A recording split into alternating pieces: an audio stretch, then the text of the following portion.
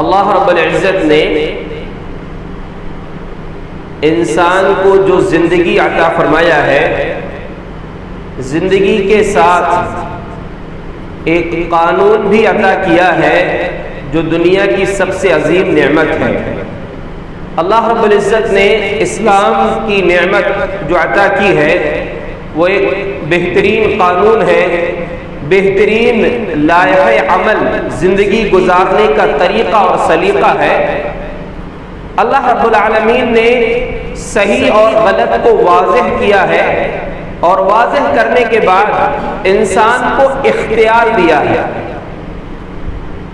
لیکن اختیار دینے کے ساتھ یہ بتا دیا کہ اپنے اختیار کو، اپنی آزادی کو ناحق اور غلط انداز میں استعمال نہیں کرنا، ورنہ اس کا انجام برا ہوگا۔ مومن کو ایک بات اپنی زندگی میں ہمیشہ یاد رکھنا چاہیے۔ آپ نے وہ حدیث کئی مرتبہ سنا ہے، لیکن کبھی اس پر غور کریں۔ الدنیا سجن المؤمن وجنت الکافر، دنیا مومن کے لیے قید خانہ ہے، جیل ہے، وجنت الکافر، اور کافر کے لیے جنت کی طرح ہے۔ اب آپ تھوڑا موازنہ کر کے دیکھیں، ان دونوں کو سامنے رکھیں کہ ایک طرف قید خانہ ہے جہاں انسان اپنی مرضی سے کچھ نہیں کر سکتا، اور دوسری طرف جنت ہے۔ جنت کا معاملہ یہ ہے وَلَكُمْ فِيهَا مَا تَشْتَهِي أَنفُسُكُمْ، جنت میں تم جو بولو گے وہ نہیں، جو تمہارا دل چاہے گا وہ ملے گا۔ قید خانے میں انسان کے پاس آزادی نہیں ہے، اپنی مرضی سے وہ نہیں رہ سکتا، اور جنت میں آزادی کا عالم یہ ہے کہ بات ابھی زبان پر نہیں آئی ہے، آپ کے دل میں خیال آیا ہے کسی چیز کا، اور وہ چیز آپ کے سامنے حاضر ہو جائے گی۔ دنیا کی زندگی کو سامنے رکھیے، اس حدیث پر غور کیجئے۔ مومن اگر ہم اپنے آپ کو سمجھتے ہیں، اپنے آپ کو صاحب ایمان اور اسلام والا سمجھتے ہیں، تو اس کو یاد رکھنا پڑے گا کہ مومن کی زندگی آزادی والی نہیں ہے۔ یعنی آزادی کا مطلب اتنی آزادی اس کو نہیں ہے کہ بس جیسا چاہے اپنی زندگی گزارے، وہ گزار تو لے گا، پابندی نہیں ہوگی اس کو کہ اس پر سختی کر دی جائے، بلکہ اللہ تبارک و تعالیٰ نے اختیار دیا لیکن نتیجہ بتایا ہے۔ تو جیسے قید خانے میں انسان زندگی گزارتا ہے، مومن کو اپنی زندگی کو اس انداز میں گزارنا چاہیے، اور جب ایسی زندگی وہ گزار لے گا تو فی عیشۃ راضیہ، قیامت کے دن اس کی مرضی کے مطابق اس کو زندگی ملے گی۔ ابھی رمضان کا مہینہ ہم گزارے ہیں، اللہ ہماری تمام عبادات کو، دعاؤں کو قبول فرما لے، لیکن یہ مہینہ ہمیں یہی بتاتا ہے کہ تمہیں اپنی زندگی گزارنا کیسے ہے۔ آپ سوچئے، صبح صادق سے لے کر سورج ڈوبنے تک ساری چیزیں ہمارے پاس موجود ہیں، حلال چیزیں، لیکن ہم استعمال نہیں کر رہے۔ کیوں؟ حد قائم کر دی گئی ہے، حد بتا دی گئی ہے، اس کے باہر نہیں نکلنا، اور اگر حد سے باہر نکلیں گے تو وہ نقصان ہو جائے گا۔ قرآن کریم کی ایک آیت کا ٹکڑا ہم نے جو آپ کے سامنے پڑھا ہے، وہ حصہ اللہ نے قرآن میں مختلف چیزوں کے ساتھ بیان کیا ہے، اور اس پر آیت کا خاتمہ ہوا ہے۔ پوری آیت ہم نے نہیں پڑھی ہے، آیت کا آخری حصہ ہے۔ اللہ نے کیا فرمایا؟ ان اللہ لا يحب المعتدین، یقیناً اللہ رب العالمین حد سے آگے بڑھنے والوں کو پسند نہیں کرتا، حد سے آگے بڑھنے والوں کو پسند نہیں کرتا۔ مختلف جگہ میں مختلف الفاظ کے ساتھ حد سے آگے بڑھنے والوں کو اللہ نے ظالم کہا ہے، نافرمان کہا ہے، ان کا ٹھکانہ جہنم بتایا ہے۔ آپ کو جو اسلامی زندگی گزارنا ہے، اللہ کے رسول صلی اللہ علیہ وسلم کے کچھ فرامین یاد رکھیں۔ ایک مشہور روایت ہے جس میں اللہ کے نبی صلی اللہ علیہ وسلم نے فرمایا، الا ان لکل ملک حما والا ان حم اللہ محارمہ، لوگوں یاد رکھو، ہر بادشاہ کی ایک چراگاہ ہوتی ہے، ایک جگہ ہوتی ہے جہاں اس کے یا بیت المال کے جانور جو ہے چرائے جاتے ہیں۔ آگے اللہ نے فرمایا، اللہ کے رسول صلی اللہ علیہ وسلم نے فرمایا الا ان حم اللہ محارمہ، اللہ کی چراگاہ اس کی حرام کردہ چیزیں ہیں۔ کالراعی یرعی حول الحمى یوشک ان یرتع فیہ، اس کی مثال ایسے سمجھو دنیا کی زندگی جو گزارنا ہے کہ ایک چرواہا ہے اپنے جانوروں کو کسی اور کے کھیت کے پاس، اس کی چراگاہ کے پاس چرا رہا ہے، بہت ممکن ہے کہ اس کے جانور اس کھیت میں چلے جائیں گے۔ ایک کھیت ہے جہاں فصل لگی ہوئی ہے، ایک آدمی اپنے جانور چرا رہا ہے، اس کھیت میں جانا اس کے لیے جائز نہیں ہے کہ سامنے سے اپنے جانوروں کو اس کا کھیت چرا دے۔ ظاہر سی بات ہے کہ وہ حرام ہے کیونکہ اس کا کھیت ہے، اس کی فصل ہے۔ ایسے ہی اللہ کے نبی صلی اللہ علیہ وسلم نے فرمایا ایسے ہی مثال ہے کہ اللہ نے جو چیزیں حرام کیا ہے، حد بتا دی گئی ہے، اس کے قریب جاؤ گے گویا کہ دوسرے کے کھیت میں چلے گئے۔ پیارے رسول صلی اللہ علیہ وسلم کا ایک اور فرمان ہے ان اللہ فرض فرائض فلا تضيعوها وحد حدودا فلا تعتدوها۔ لوگوں یاد رکھو اللہ نے کچھ فرض متعین کیے ہیں، کچھ فرائض تم پر رکھے ہیں، کچھ عبادات فرض کی ہیں، ان کو ضائع نہیں کرنا۔ ضائع کیسے نہیں کرنا؟ امیر المومنین عمر بن خطاب رضی اللہ عنہ، دیکھیے فرض کا کتنا خیال ہے۔ جب کسی کو کسی علاقے کا ذمہ دار بنا کر بھیجتے حکومتی کاموں کے لیے، حکومت کی طرف سے ذمہ دار بنا کر بھیج رہے ہیں، گورنر بنا کر بھیج رہے ہیں، لیکن اس کو سب سے پہلی بات کیا کہتے تھے؟ ان اہم امورکم عندی الصلاۃ۔ جا رہے ہو آپ ذمہ داری نبھانے، وہاں حکومت کرنے، یعنی حکومت کی ذمہ داری نبھانے بھیج رہے ہیں، لیکن فرماتے کیا تھے؟ میرے نزدیک تمہارے تمام کاموں میں سب سے اہم کام ہے نماز کا خیال رکھنا۔ فَإِنَّهُ مَنْ حَفِظَهَا فَقَدْ حَفِظَ دِينَهُ، جس نے نماز کی حفاظت کر لیا اس نے اپنے دین کی حفاظت کر لیا۔ وَمَنْ ضَيَّعَهَا فَهُوَ لِمَا سِوَاهَا أَضْيَعُ، اور جو نماز کو ضائع کر دے، جو نماز کا پابند نہ ہو، وہ باقی کاموں کو آرام سے برباد کر سکتا ہے۔ سوچئے حکومت کی ذمہ داری دے کر بھیج رہے ہیں، لیکن یہ کہہ رہے ہیں کہ نماز کا خیال رکھنا، جو نماز کی پابندی کر لے گا وہ ساری ذمہ داریاں صحیح معنوں میں نبھائے گا، اور جس کے پاس نماز کا اہتمام نہیں ہے وہ لاپرواہ انسان ہوگا، اس کی ذمہ داری کا کوئی خیال نہیں ہوگا اس کو۔ تو یاد رکھیے اللہ نے جو فرض ہم پر رکھا اس کو ضائع نہیں کرنا۔ رمضان میں کتنے لوگ تھے جو پابندی سے نماز پڑھے، وہ ایسا لگتا ہے دکھاوے کی نماز تھی، اب چھوڑ دیے وہ لوگ۔ اگر پڑھتے رہتے چلو ٹھیک ہے کہ جب جاگے جب سویرا، کہ جب رمضان میں شروع کیے تھے اس کے بعد باقی رکھتے تو اللہ رب العالمین ممکن ان کی توبہ قبول کر لیا ہوتا، لیکن رمضان میں پڑھ کے بعد میں پھر چھوڑ دیے، غلط بات ہے یہ۔ اپنی نیکیوں کو جیسے رمضان میں جاری رکھے تھے رمضان کے بعد بھی جاری رکھنا چاہیے۔ تو اللہ نے کہا کہ فرض، اللہ کے نبی نے فرمایا جو فرض ہے ان کو چھوڑنا نہیں، ضائع نہیں کرنا۔ وَحَدَّ حُدُودًا فَلَا تَعْتَدُوهَا، اللہ نے حد متعین کیا ہے کسی بھی چیز کی، آپ کو آزاد نہیں چھوڑا بلکہ حد بتا دیا۔ آزادی عمل کرنے کے اعتبار سے ہے کہ یہ حد ہے، حد میں رہو گے تو فائدہ ہے، آگے جانے کا اختیار تم کو ہے۔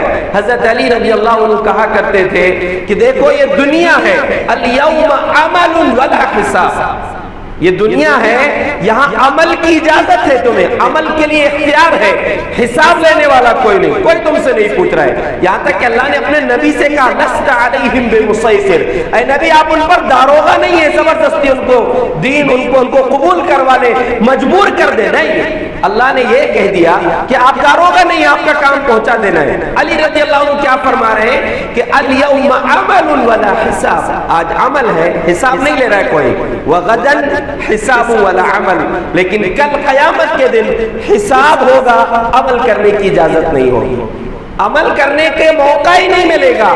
اللہ کے سامنے جب یہ نافرمان لوگ جنہوں نے زندگی کو اپنی مرضی سے گزارا تھا، حدیں پار کر دیے تھے، اللہ سے کہیں گے اللہ ایک چانس دے دے، ایک مرتبہ دنیا میں لوٹا دے، نعمل صالحا، نیک عمل کریں گے، جیسے تو چاہے گا ویسے بن کے آئیں گے۔ اللہ کہے گا اولم نعمرکم ما یتذکر فیہ من تذکر، اتنی زندگی تم کو نہیں ملی تھی جس میں سمجھنے والا سمجھ سکتا تھا، اتنی لمبی زندگی تو ملی تھی تم کو، نہیں استعمال کیے صحیح، اب تمہارے لیے کوئی گنجائش نہیں ہے۔ تو اللہ کے نبی صلی اللہ علیہ وسلم فرما رہے ہیں حد پار نہیں کرنا، حد بتا دی گئی ہے۔ جو سبق میں آپ کو دینا چاہتا ہوں کہ اللہ نے ہر چیز میں حد رکھا ہے، حد پار مت کریں آپ، یہاں تک کہ انسانی ضرورت جو ہے، بنیادی ضرورت، کھانا پینا، اس کا لباس، یہ انسان کی بنیادی ضرورت ہے۔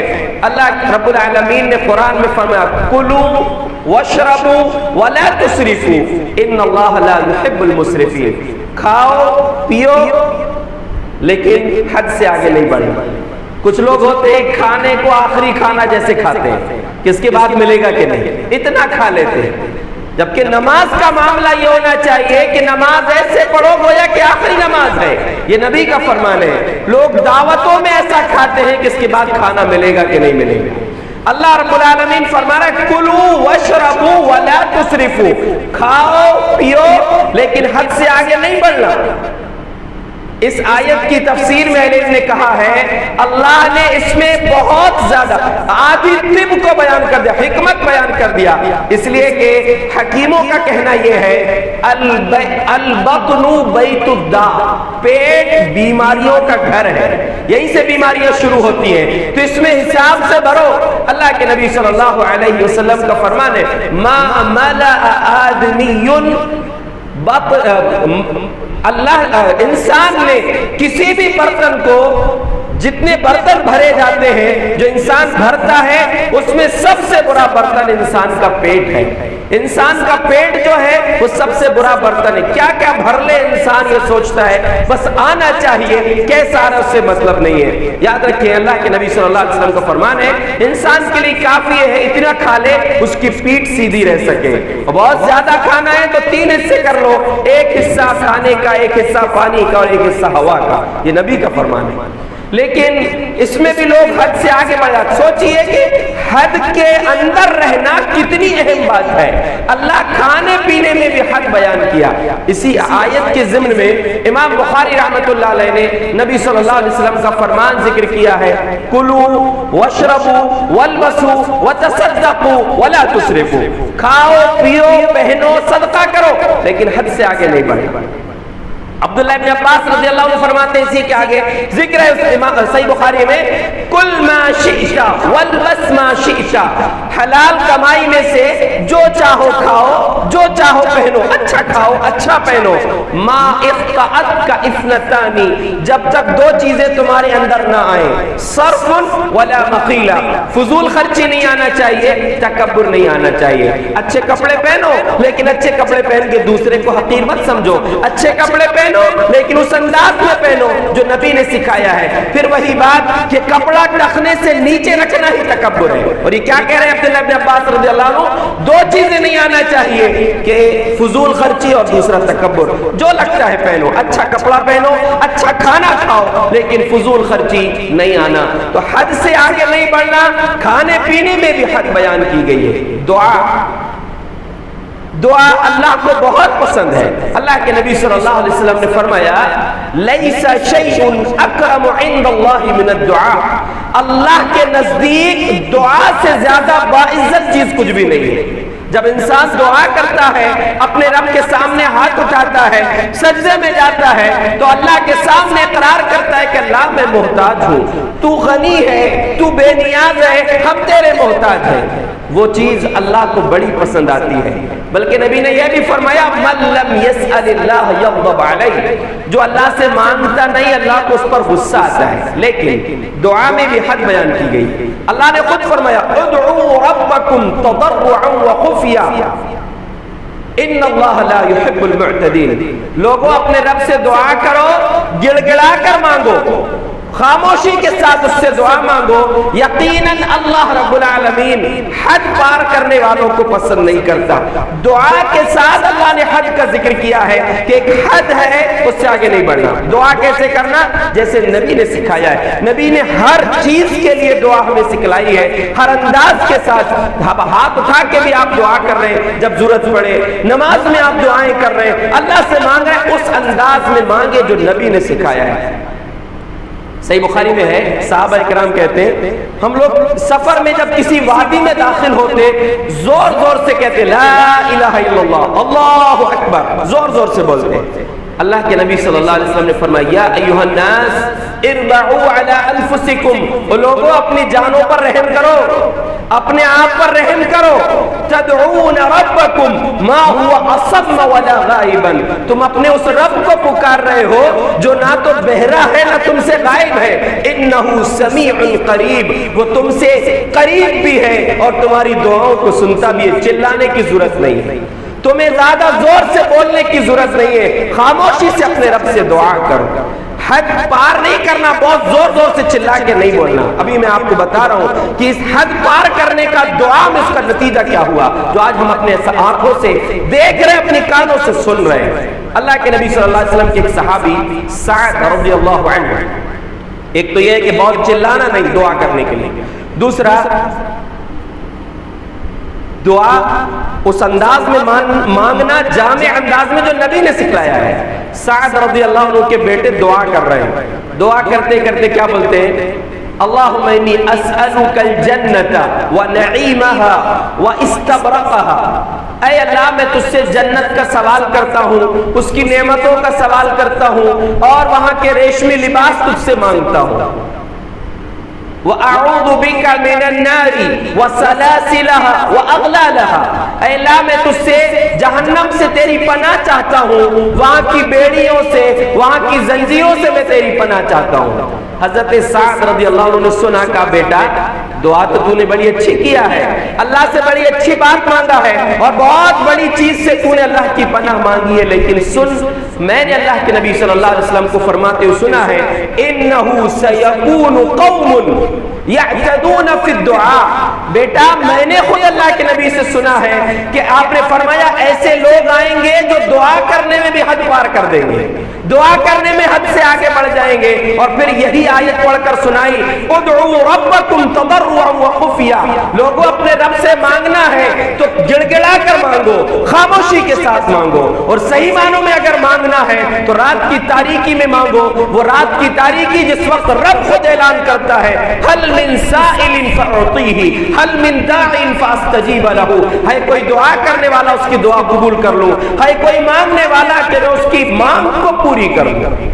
حضرت سعد رضی اللہ عنہ اپنے بیٹے کو کہہ رہے ہیں کہ دیکھو یہ آیت ہے, اور اس کے بعد کہا کہ دیکھ بیٹا دعا کرنا ہے تو یہ دعا کر. کیا دعا کر؟ اللہم انی اسألک الجنت وما قرب الیہا من عمل او من قول او عمل واعوذ بک من النار وما قرب الیہا من قول او عمل.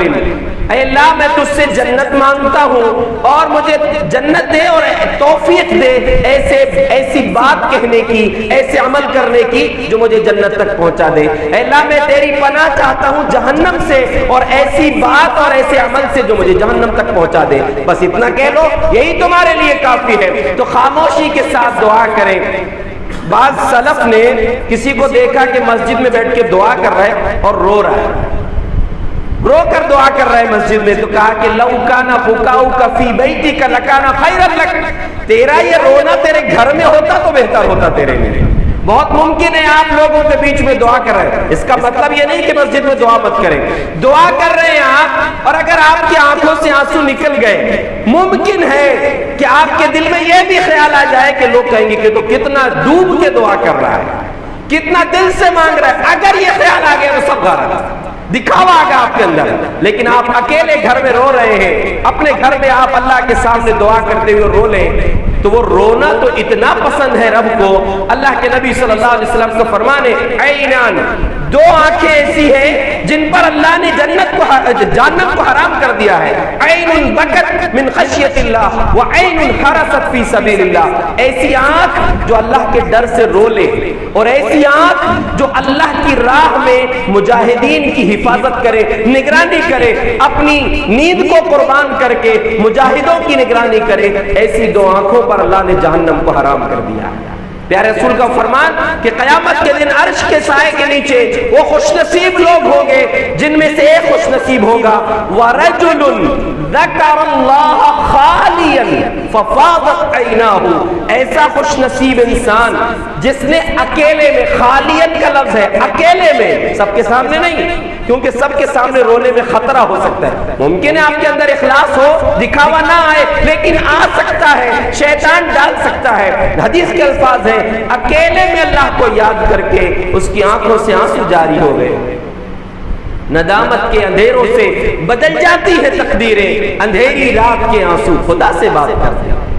بتا یہ رہا ہوں کہ اللہ سے دعا کرو، خاموشی کے ساتھ مانگو، گڑ گڑا کر مانگو، رو کر مانگو، اگر یہ آنکھوں سے آنسو نکل گئے، وہ آنسو اللہ کے نزدیک بڑے قیمتی ہیں، بہت ممکن ہے کہ آپ کی فریاد قبول ہو جائے گی، لیکن اکیلے میں وہ آنسو نکالو، اللہ سے خاموشی سے دعا کرو۔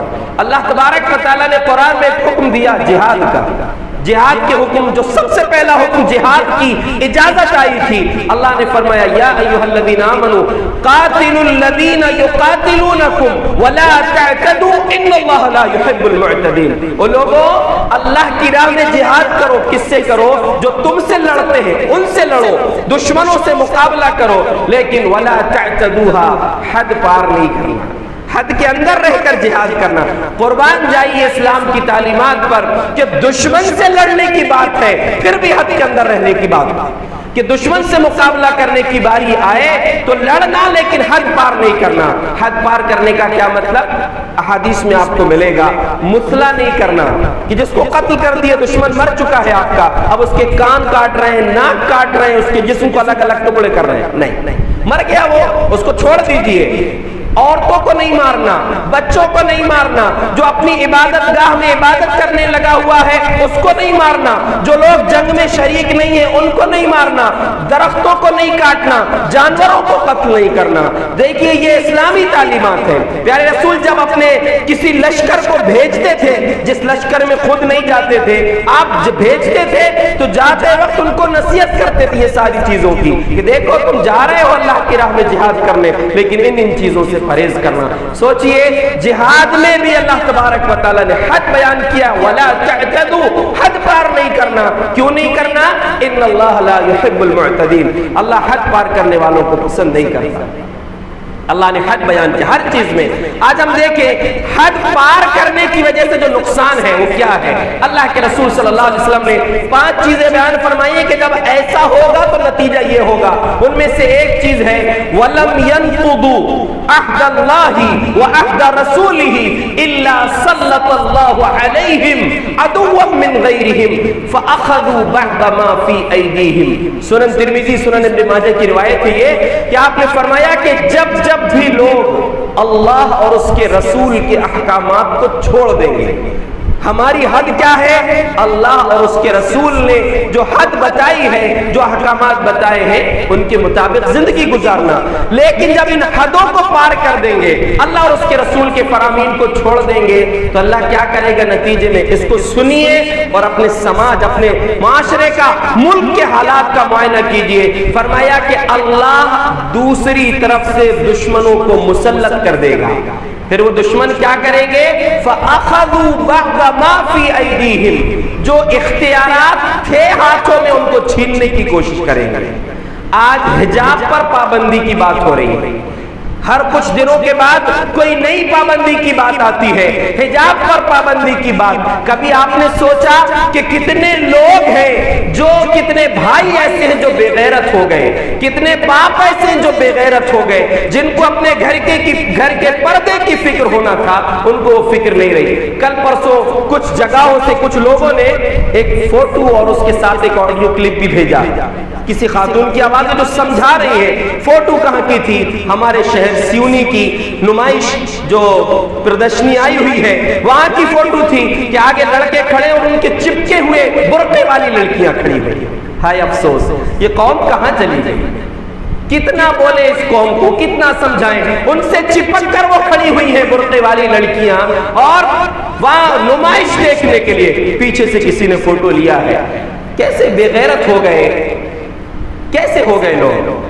ذرا سوچنا چاہیے، مردوں کو سوچنا چاہیے، وہی بیٹیاں، وہی آپ کے گھر کی عورتیں جن کو آپ نے آزاد چھوڑ دیا، جن کو آپ نے بازار کی نمائش بنا دیا، نمائش کی نمائش بنا دیا، آپ وہ آزاد گھوم رہی ہیں، خوش ہیں، لیکن یاد رکھو قیامت کا دن ہوگا، یہی آپ کے خلاف گواہی دیں گی۔ جب ان کو جہنم میں گھسیٹ کر ڈالا جائے گا، اللہ سے کہیں گے اللہ یہی ہمارا باپ تھا، یہ ہمارا بھائی تھا، یہ میرا شوہر تھا، اس نے تو کبھی اس چیز سے نہیں روکا، اس نے مجھے منع نہیں کیا۔ اور پھر یہ مرد ہوں گے جو دیوس کی لسٹ میں آئے ہیں، دیوس جن کو نبی نے دیوس کہا ہے، کہ ایسے لوگ، ایسے بے غیرت جس کو اپنے گھر کی بے حیائی پر غیرت نہ آئے، اس انسان کو قیامت کے دن اس پر جنت حرام ہوگی، وہ جنت میں نہیں جا سکے گا۔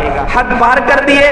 حد کیا ہے عورت کے لیے؟ وَقَرْنَ فِي بُيُوتِكُنَّ وَلَا تَبَرَّجْنَ تَبَرُّجَ الْجَاهِلِيَّةِ الْأُولَى، اے عورتوں گھروں میں قرار کے ساتھ رہو، جاہلیت کی طرح بے پردہ ہو کر گھر سے مت نکلو۔ بلا ضرورت گھر سے نکلنے کو آپ کو اجازت نہیں ہے، ہاں جہاں مجبوری ہے جانا پڑے گا، تو اللہ نے یہ بھی حکم دیا ہے کہ جلباب پوری طریقے سے پردہ کر کے جاؤ، یہ پہچان لیا جائے۔ ذَلِكَ أَدْنَىٰ أَن يُعْرَفْنَ فَلَا يُؤْذَيْنَ۔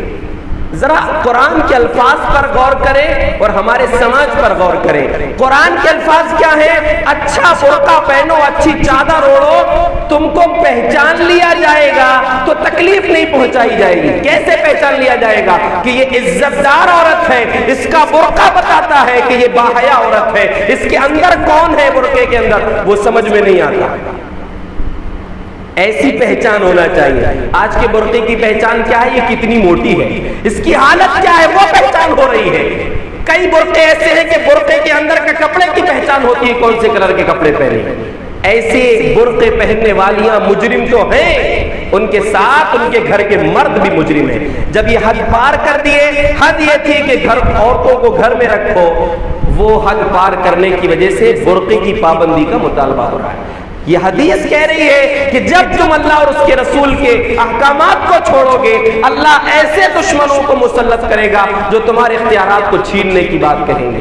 اصل بات یہ نہیں ہے کہ ان کے اندر بے پردگی ہے، اس سے بڑی بات یہ ہے کہ مردوں کے اندر کی غیرت ختم ہو گئی۔ اکبر الہ آبادی نے کہا تھا، بے پردہ نظر آئیں کل جو چند بیویاں، اکبر زمین میں غیرت قومی سے گڑ گیا، پوچھا وہ ان سے تمہارا پردہ وہ کیا ہوا؟ کہنے لگی کہ عقل پہ مردوں کے پڑ گیا، پردہ جو ہے وہ مردوں کی عقل میں پڑ گیا، اس لیے عورت کے اوپر سے پردہ نکل گیا۔ اپنے عقل کے پردوں کو ہٹائیے ورنہ اور پریشانی آئے گی۔ آخری بات یہ ہے کہ ابھی جو ہم نے بات کہا، ادعوا ربکم تضرعا وخفیا، اپنے رب کو پکارو، خاموشی کے ساتھ پکارو، خاموشی سے اپنے رب سے دعا کرو، گڑ گڑا کر دعا کرو۔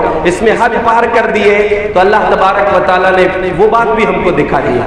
مائک کا استعمال اذان کی حد تک ہو، غیر مسلم خود اذان کا انتظار کرتے، فجر کی اذان کا، جس پر اعتراض اٹھ رہے ہیں، غیر مسلم خود فجر کی اذان کا انتظار کر کے اپنے کام شروع کرتے۔ ان کو تو نماز نہیں پڑھنا، لیکن اپنے کام کی شروعات کے چلو صبح کی شروعات ہو چکی ہے، اذان ہو چکی ہے، اس پر انتظامات ہو چکے، موبائل ہے لوگوں کے پاس، گھڑیاں ہیں، چلانے کی کیا ضرورت؟ صبح شام بدعت کو کھلے انداز میں علل اعلان زور سے چلا کر بول رہے ہیں۔ بدعت کیا؟ اذان کے موقع پر درود ابراہیم پڑھنا ہے، وہ بھی کب پڑھنا ہے؟ اذان کے بعد پڑھنا ہے۔ ہمارے بھائی کیا کر رہے ہیں؟ اذان کے پہلے پڑھ رہے ہیں، اور کون سا پڑھ رہے ہیں؟ میڈ ان انڈیا پڑھ رہے ہیں، جو بدعت ہے۔ الصلاۃ والسلام علیک یا رسول اللہ، یہ گلے پھاڑ کے آوازیں نکال کے مائک پر پابندی لگوانے کی بات کی جانے لگی۔ کیوں؟ اللہ اور اس کے رسول کے حد کو پار کرو گے۔ ایک تو آواز بلند کر رہے ہیں، دوسرا بدعت پھیلا رہے ہیں، شرکیہ عقائد اس کے اندر موجود ہیں کہ اللہ کے نور کا حصہ ہے، اللہ کے ایسے حبیب ہے کہ اللہ نے اختیارات دے رکھا ہے، اور سلام کے الفاظ آپ اردو میں سنتے ہیں، کیسے شرکیہ کلمات اس کے اندر، یہ سب چلا رہے ہیں۔ کب؟ جب لوگوں کی نیند کا وقت ہے۔ آپ اس وقت آوازیں کر رہے ہیں، اس وقت زور سے چلا رہے ہیں. اور یاد رکھیے پکار کس کو رہے ہیں؟ ایک طرف تو اللہ ہے ہی دعا سننے والا، یہ کیا بول رہے ہیں؟ نبی غائب، نبی عالم الغیب ہے، نبی سب چیز سنتے ہیں. سب سنتے ہیں، ایک طرف عقیدہ یہ کہ سب سنتے ہیں، اور پھر چلانے کی ضرورت کیا ہے؟ آپ اس رب کو پکاریے جو رب خاموشی سے سنتا ہے. ام المومنین عائشہ صدیقہ رضی اللہ عنہ فرماتی ہیں، ایک خولہ رضی اللہ عنہ نبی صلی اللہ علیہ وسلم کے پاس آئیں، مسئلہ پوچھ رہی تھی کہ میرے شوہر نے زہار کر لیا. زہار کس کو بولتے ہیں؟ انتی علیہ کا ظہر امی. اپنی بیوی سے کہہ دیتے تھے اس دور میں لوگ کہ تو میری ماں کی طرح ہے. اس میں ہوتا یہ ہے کہ عورت حرام، یعنی حرام کیسے ہو گئی؟ پابندی لگ گئی اب اس کے اوپر. کب تک؟ جب تک یا تو غلام آزاد کرے، مسلسل 2 مہینے کے روزے رکھے، یا پھر 30 مسکینوں کو کھانا کھلائے.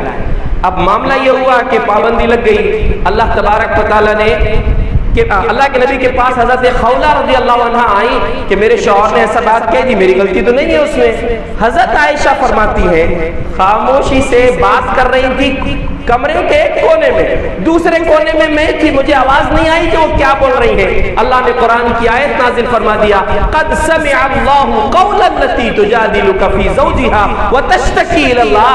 اے نبی، اللہ نے اس عورت کی بات کو سن لیا ہے جو اپنے شوہر کی شکایت کر رہی ہے، اپنے شوہر کا معاملہ لے کر تمہارے پاس آئی ہے اور اپنے رب کے پاس شکایت کر رہی ہے. عائشہ رضی اللہ عنہ فرماتی ہیں کہ میں نے تو آپ کو نہیں سن سکی، رب نے 7 آسمانوں کے اوپر اس آواز کو سن لیا.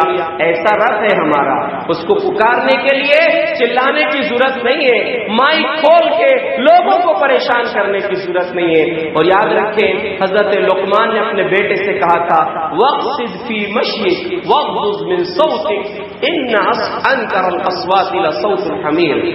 اپنی چال کو درمیانی رکھ، اپنی آواز کو کم رکھ، اس لیے کہ ان انکر الاصوات لصوت الحمیر، سب سے بدترین آواز کوئی ہے تو وہ گدھے کی آواز ہے. یہ قرآن کے الفاظ ہیں، حضرت لقمان نے اپنے بیٹے سے کہا. تو مطلب یہ ہے کہ چلانے سے بات نہیں بنتی، بات محبت سے بنتی ہے، بات اچھائی سے بنتی ہے، نرمی سے بنتی ہے. پھر آپ دعا اگر کر رہے ہیں، سلام پہنچا رہے ہیں تو اس انداز میں پہنچائیے جو نبی نے سکھلایا ہے. اسی نبی کی مخالفت میں آپ سلام پہنچا رہے ہیں، یہ بات ہے کہاں سے پہنچے گا؟ الفاظ بھی دوسرے، انداز بھی دوسرا جو بدعت پر منحصر ہے، ایسے انداز میں آپ سلام پہنچائیں گے. سلام پہنچائیے، ہم خود سلام پڑھ رہے ہیں، ہم خود درود پڑھ رہے ہیں. درود ابراہیم اللہ رب العالمین نے اللہ کے نبی کی زبانی ہم کو سکھایا، سلام سکھایا، وہ پڑھیے. نماز میں آپ پڑھ لیجئے، خاموشی سے پڑھیے. اللہ نے وہ نظام و سسٹم رکھا ہے، سلام وہاں تک پہنچے گا. لیکن اس انداز میں پہنچانے سے وہ بات تو نہیں بنے گی، الٹا مصیبت آ گئی. آپ نے اللہ اس کے رسول کی مخالفت کی ہے، دشمن اب مطالبہ کرنے لگے، یعنی وہ لوگ جو آپ دشمنی لے کر بیٹھے ہیں، جو اسلام کو بٹھانے کی کوشش کرتے ہیں. حالانکہ ایسا ہوگا تو نہیں، لیکن وہ کوشش یہی کر رہے ہیں کہ آپ کے اختیارات کو چھینا جائے، آپ کے اختیارات پر پابندی لگائی جائے. ایک کچھ جگہوں پر ہو چکا، مہاراشٹر میں غالباً پابندی لگ چکی ہے 10 سے 6 بجے تک. ہمارے یہاں پر اللہ نہ کرے کہ ایسا موقع ہے. کوشش یہ کرنا چاہیے کہ ہم اپنی اصلاح کریں، اپنے آپ کے بارے میں سوچیں، اللہ رب العالمین سے دعا بھی کریں کہ اللہ ہمیں صحیح دین پر عمل کرنے کی توفیق دے، اور کوشش کریں خود بھی دین پر صحیح عمل کریں، دوسروں تک اللہ کا پیغام پہنچانے کی کوشش کریں. اللہ سے دعا ہے جو کچھ باتیں میں نے کہی ہے اللہ رب العالمین اس پر ہمیں عمل کرنے کی توفیق عطا فرمائے. حج کے اندر رہ کر دین اسلام پر عمل کرنے کی سعادت نصیب فرمائے. آمین. واخر دعوانا الحمدللہ رب العالمین.